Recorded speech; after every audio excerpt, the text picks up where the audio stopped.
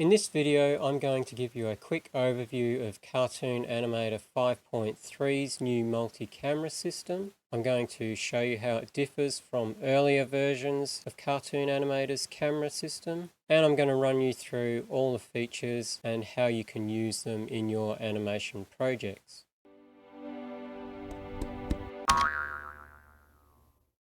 So I've set up this little project in Cartoon Animator with this wolf character that's going to help us out in explaining all the different features. And if you're new to Cartoon Animator 5, I'll just give you a quick rundown of how the camera system worked in Cartoon Animator 4 and previous to the multi-camera system. So at the moment we have the preview camera turned on, which you can see by this little box up in the camera toolbar here. We've got the preview camera, and if we drop this down we've got the switch camera, and then we've got a camera. Cartoon Animator 4 didn't have this switch camera, it was just preview and camera. And the preview camera is basically like a work camera. You can at any time move this around and it won't affect your animation. You've got these tools for doing that. You've got, first one here is for zooming in and out, so if you want to get a closer look at what you're working on, you can zoom in and out like that. The second tool is the pan tool. Click and drag and you can move left, right, up and down. You can see the rest of your stage. Then we've got the rotate camera tool, not particularly useful in the preview camera, but it's there nonetheless, something you would more use when you're animating your camera. And then here we've got the home button, so if I click on that, it will return the stage to the home position. And then in here we've got two additional options. We can do focus all when we want to see the whole stage, and then if I go back to my select tool and select just the wolf, I can use the other option, which is focus object, which will zoom the camera in on the currently selected object, like so. I'm just going to go back to the home position.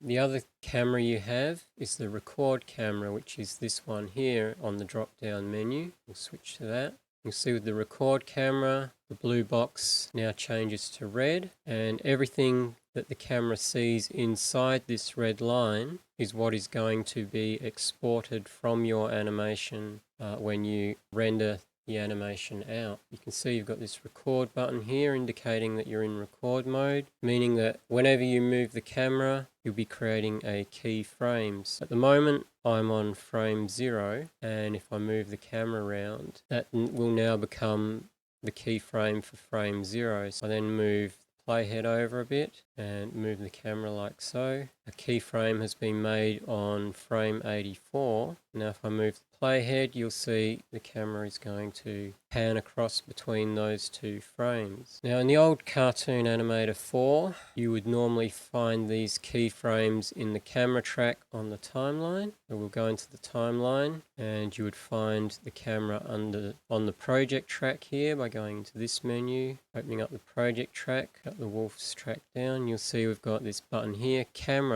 And normally those keyframes that we just placed would be on this track.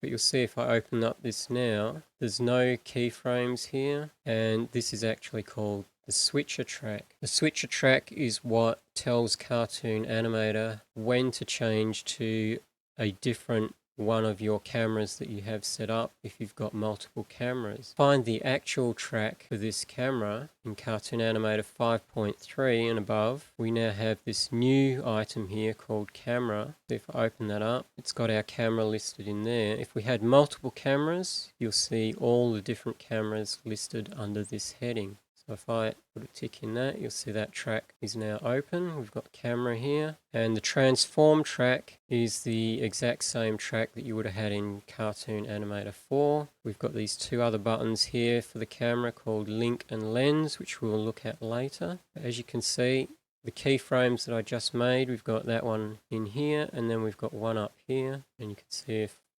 I move the playhead between them, the camera is moving between those key frames. And you'll see if now I'm on the frame 0, if I set the camera to home, you'll see now that my first keyframe is now in the home position, so even moving the camera at frame 0 has an effect when the record camera is on. So just keep that in mind. I'm going to delete this keyframe over here by selecting it and hitting the delete key. You can also select and right click and you'll get a menu with delete and whatever on it. That's basically how the camera works for your Cartoon Animator 4 projects. If you're loading them into Cartoon Animator 5.3, that's where you'll find all the keyframes for those projects. Now we're going to get into how the camera differs for Cartoon Animator 5, how the multi-camera system works, and a bit on how you can use it in your project. So in Cartoon Animator 5, we have what's called the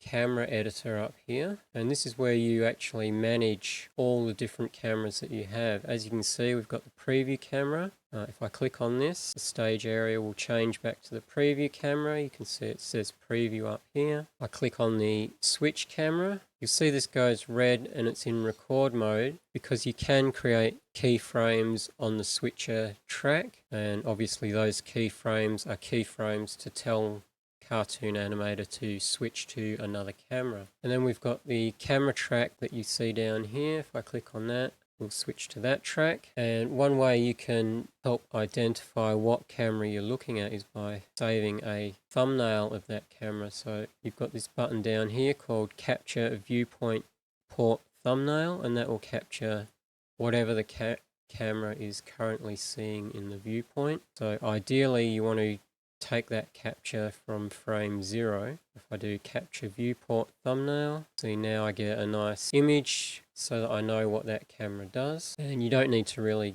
give these two a thumbnail. It's just the actual cameras themselves. You can rename the cameras up here. Just double click it and I can call this camera wide shot, and you'll see down in the timeline here that's now called camera wide shot. You can name your cameras anything you want to further help you identify those cameras. Before we get into multi-cameras, we'll just look at these two buttons here. We've got the link button and the lens button. I'm going to show you the lens button first because that's the easiest one to demonstrate. So you'll see here, if I open that up, we've got a lens track, and in the camera editor is how we adjust this. You'll see there's a lens slider down here in millimeters, and that's basically simulating a lens that you would have on a real movie camera or film camera. The default is 150, but you'll see if I move the playhead so that we're creating a keyframe up here, I can adjust the focal length of the actual lens. It looks like it's zooming out, but it's actually creating a lens that can capture more. It's not moving the camera, it's just widening the lens. You can see if we go in, we can go up to a focal length of 200 millimeters. So if I put that on 200 millimeters, and you can see we can keyframe the lens on that track if that's something you want to do. We could literally go on the first track and zoom in, achieve a zoom that way. As I said, it's not moving the camera, it's just making the lens be able to see more or less based on what that setting is. I'll put this back to 150. Unfortunately, we don't have depth of field with changing the focal length just yet, but hopefully that's something that we'll get in the future now that we have this control on the lens itself. But that is something that's there for you to use if you want it. So I'll turn that track off. Before I do, I'll get rid of that keyframe there so that we don't have the lens moving in and out. So turn that one off, turn the link track on. What this does is it will actually link the camera to any moving object on the stage if you want to track an object moving along. Let's say I wanted to track my wolf moving from one side of the stage to the other. So we go from there, and then I'll go over to here. I'm not going to do any animation on him, I'm just going to bring him over to the other side of the stage, so that now if I play this animation, you'll see he just moves along to the other side of the stage. So with the link camera function, turn that off, we'll open up the camera editor again and open up our camera wide shot. Let's say I wanted the camera to follow him as he moves. All I have to do is select the link button here, link object.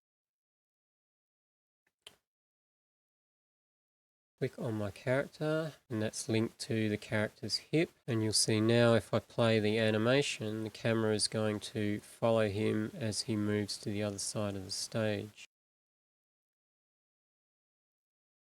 You see now the camera is following him. Not actually the background moving, it's the camera following the actual wolf. If we move that back. And to unlink that, you just hit the unlink button here, and now when I play it, see the wolf just moves along on his own. We'll link it again just one more time so that you can see that the camera is now following that object. So that's how you make the camera track an object on the stage that's moving, if that's something you want to do. It's actually a really great addition to Cartoon Animator 5 that you can actually do that now. Okay, we'll go back to the start of the animation, and I'm going to undo. So now we're going to look at the multi-camera system. And this actually was implemented more for doing live performances so that you could switch between different camera shots during, if you're live streaming a character in Cartoon Animator. It's all geared towards live performances, so people who like to do things like VTuber avatars or animated avatars. This is what the camera is for, but you can use the multi-camera system if you're not doing live performances, and we'll look at that a little bit later. But for now, I'm just going to show you how to set up different cameras. So we're going to turn those buttons off down there. Now it's recommended when you're setting up a new camera that you should be on the preview camera, not one of your other cameras. So set up a new camera. The method is go to the preview camera and then just set up the shot that you want. So let's say we want to do a mid shot of our wolf now. Set up exactly how we want it to look. So there, that's our mid shot. And all you have to do is click this button up here, and you'll see we've got this new camera, and it's even got the thumbnail already included in there. Again, you can give your own name if you want to, so I can call that camera mid shot. And then say if we wanted to add a close-up shot, go back to preview, go back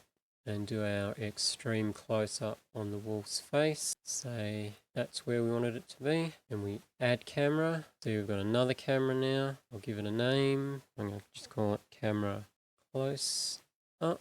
Now we've got our 3 cameras, and what you can actually do is give these cameras hotkeys. So usually it's a number from 1 to 9. So if I go back to my camera wide shot, and let's say we make the wide shot number 1, you'll see now it's got a little 1 up here indicating that if we press the 1 key, we'll get that camera coming up. And go here. We can make this any number. It doesn't have to be in sequence, but I'm going to do it as number 2. See, now it's got a 2, and we'll do this one as number 3. And you'll see now to switch between cameras, I don't even have to click on these now. I can just use those numbers and the stage will change between them. So watch what happens when I move the playhead now. At the moment we're on camera 1, and let's say I go 30 frames and then I hit the 2 key, and then on the switch track we can click this button here and go set camera switch key, and you'll see on the switcher track here we've just put a keyframe there. We might have to go back to frame 1, set switch key there.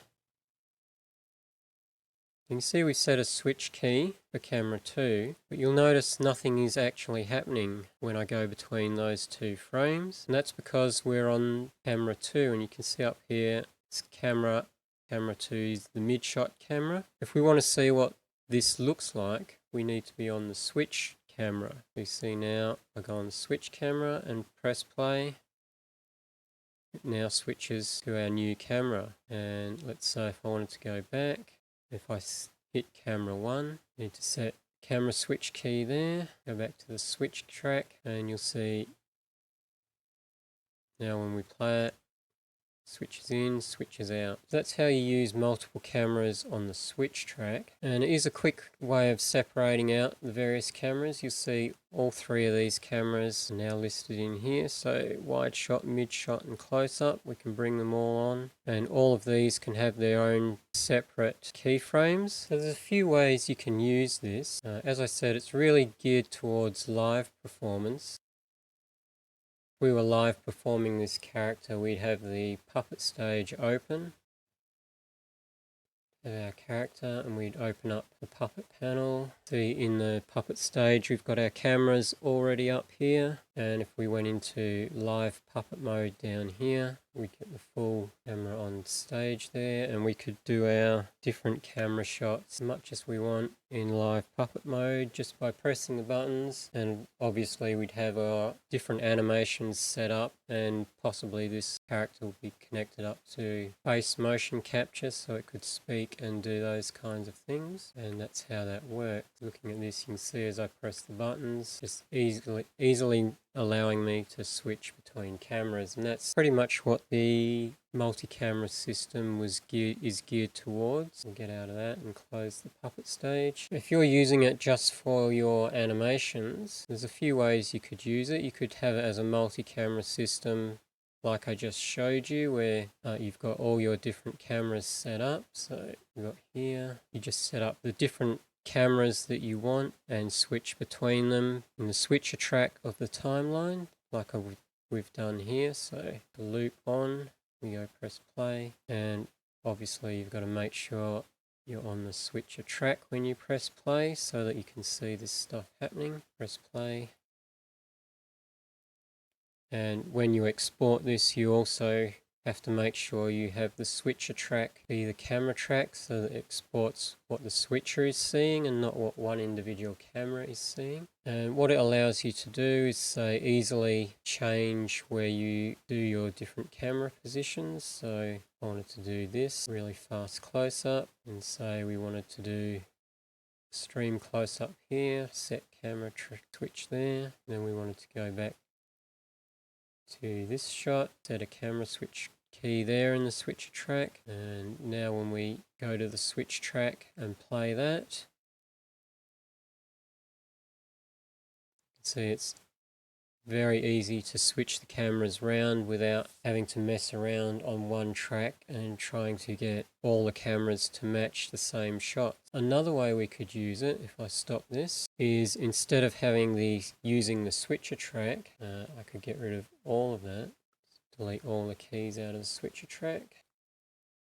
We could use each camera track to do a different edit of our cameras. So let's imagine these aren't just the camera wide shots or whatever. We're using it more like we would for Cartoon Animator 4. We use the transform track and say at this point we want to zoom in. We could zoom in like so, and say we want to make that zoom like that, and say at this point we want to zoom in even further. But instead of have that zooming in, we wanted to do a straight cut to that, so we can go transition curve and do the step transition, and that'll do a straight cut between the last keyframe and that one. And then at this point we wanted to return back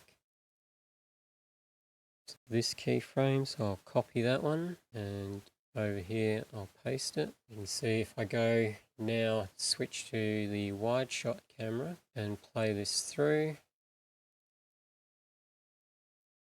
we've got that camera edit, and we could export that one out, and that would be our project. And then say later on we wanted to try a different edit, but we didn't want to mess up our original edit, just in case we wanted to re-export that one at a future time. We could go to our next camera,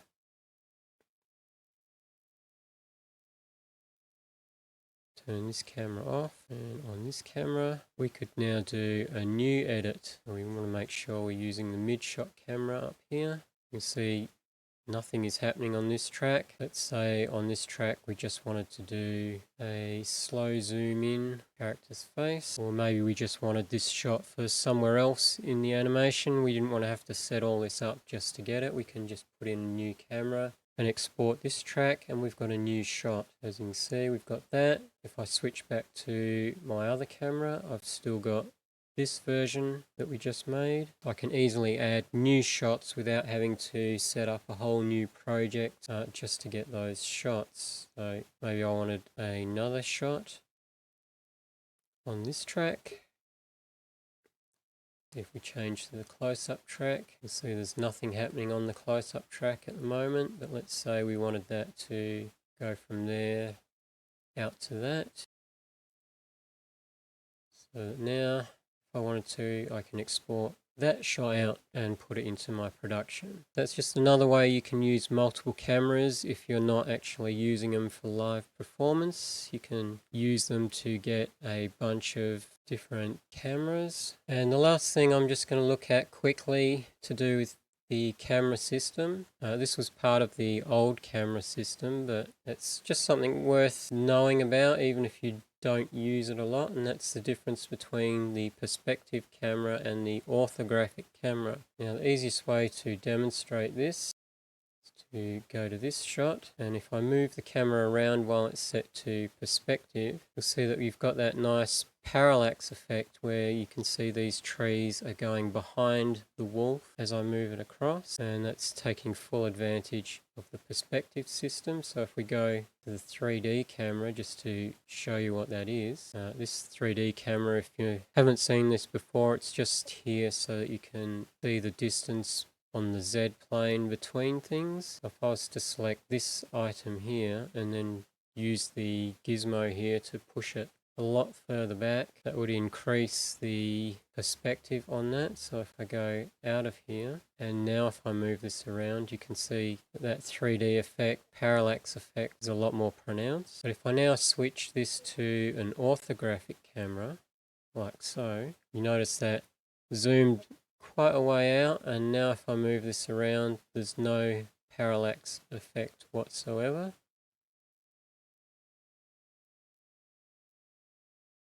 And even if I zoom in and out and move it around, it completely gets rid of the parallax effect, which may be something that you want if you're doing, say, an infographics kind of thing where you've just got all flat shapes and stuff. You can't keyframe this. You can't make one camera orthographic and one perspective. You're either all your cameras are perspective cameras, or they're all orthographic. It just depends on what you need for the project. And of course, if you want to get rid of any of these cameras, you can just select them and hit this button here, and that will delete your cameras